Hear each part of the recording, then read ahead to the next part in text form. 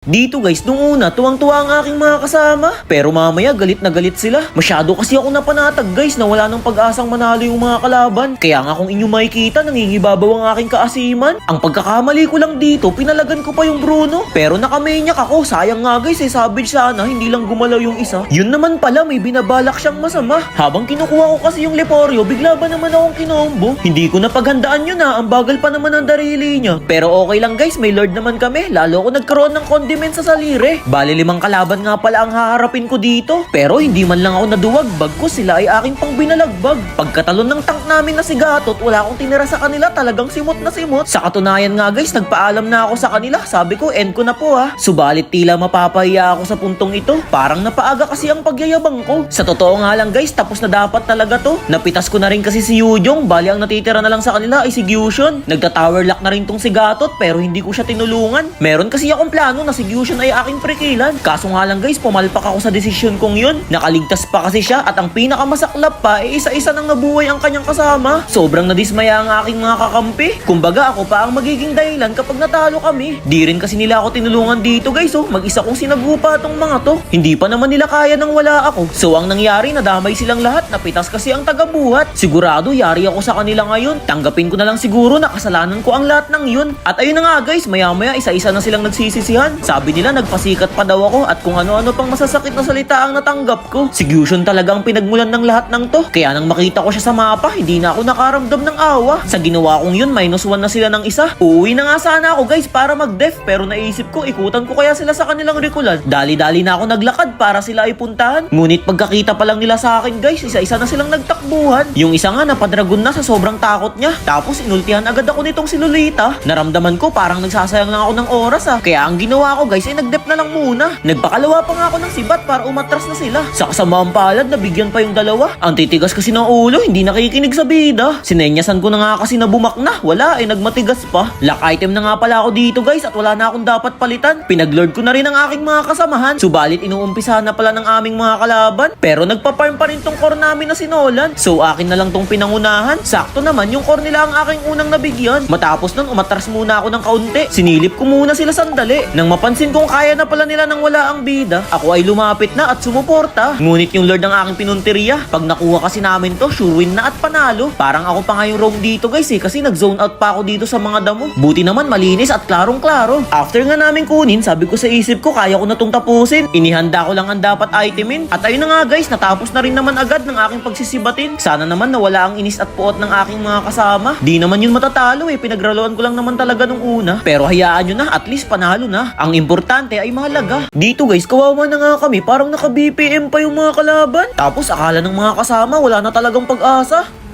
Putik na yan, no?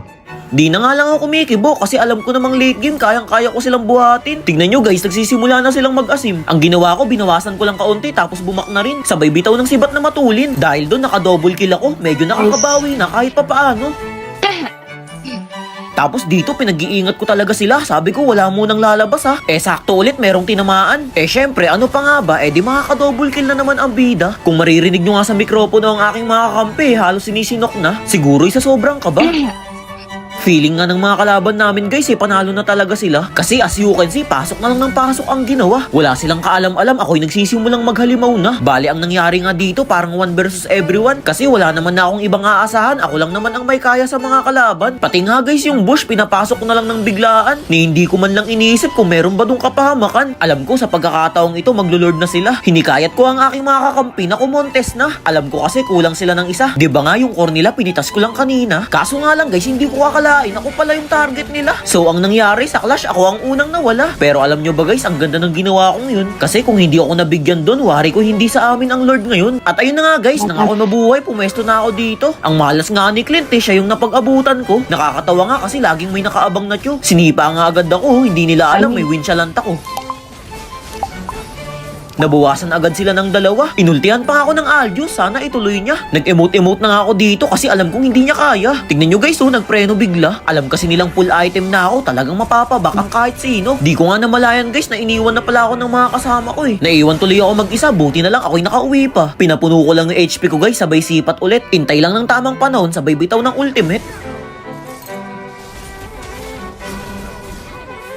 Sa Sa paraang yun, 4 yung nabigyan ko sa kanila. Sure win na to, ang magdedep na lang kasi sa kanila ay isa. Pakinggan nyo mamaya guys, iiyak pa yung dirot namin. Bago kasi matapos yung laban, bigla siyang aamin. May hinanakit pala siya sa akin at hindi na kinaya ng kanyang damdamin. At ayun na nga guys, nang maubos ko na sila, akala ko okay na ang lahat. Grabe na nga ang ginawa kong pagbuhat, meron pa pala silang maisusumbat. Sa una lang naman ako inalat. Report ko nga itong Moskov, pakadaldal eh. Ang daldal ko daw, wala naman akong sinasabing kahit ano sa kanya. Dapat nga magpasalamat na lang eh. Kasi kahit papaano, naitaguyod ko pa rin sa kabila ng mga nangyari. Pero pasensya na guys, hindi ako nakapagtimpe. Yung mga ganun kasing bagay ay hindi sa akin po pwede. Nakapagsabi tuloy ako ng ganito kahit hindi naman na dapat. Pero kahit ganun, ang importante nanalo kami, di ba? Pinilit pa nga nitong Aldous na mag-def. Ngunit hindi rin siya nakagalaw, agad ding nalusaw. Akalain niyo yun, kahit naglog ako kanina nung una, nagawa ko pang i-comeback sila. Siguro yung mga nakalaban namin hindi makapaniwala. Di na rin kasi nila kinaya nung ginalingan ko na. Sana guys, maging alerto sa inyo na kahit anong mangyari, wag na wag susuko. Kahit anong hirap kasi ng ralo, kayang-kayang pagbalibarik-talin ito. Pakita ko sa inyo kung ilang star na ako. Awit, ayaw makontinyo. Dito guys, sobra ako napahiya sa aking mga kakampi. Sa ginawa ko kasing kapalpakan, matatalo pa kami. Hindi rin ako napansin ng mga kalaban na sila ay akin nang nasegwayan. Tapos naubos pa sila dito. Di ba dapat tapos na to? Sana guys, wag kayong mainis sa gagawin ko. Bali si Gatot na lang kasi ang natitira sa kanila. Kaya sobrang laki na ng aking kumpiyansa. Balak ko naman na guys sana tapusin to. Kaso nga lang, lunch attack yung mga kakampi ko. Ang mali ko naman, pinakinggan ko sila. Nagpasikat pa ako, si Gatot ay akin pang inuna. Ewan ko ba, may mga minions naman kami. Bakit yung mga Tori ako pa yung nakita? Napahiya patuloy ako sa aking mga kasama. Sana hindi magalit tong mga to. Isipin nyo, panalo na, naging bato pa. Nag-well playdan tuloy sila. Parang may ibig sabihin tong mga to ah. Dahil sa ginawa kong yun guys, nakapag-lord yung mga kalaban. Habang ako humihiling, sana ay akin pang maabutan. 10 segundo pa ako bago makabalik. Para ba ako natutulog na humihilik? Sayang nga hindi makapag-antay yung mga kakampi ko. Bigla ba namang lumusob kahit wala ako? Nabawasan patuloy kami ng dalawa. Di wala na akong choice kundi pumasok mag-isa. Pagkabalik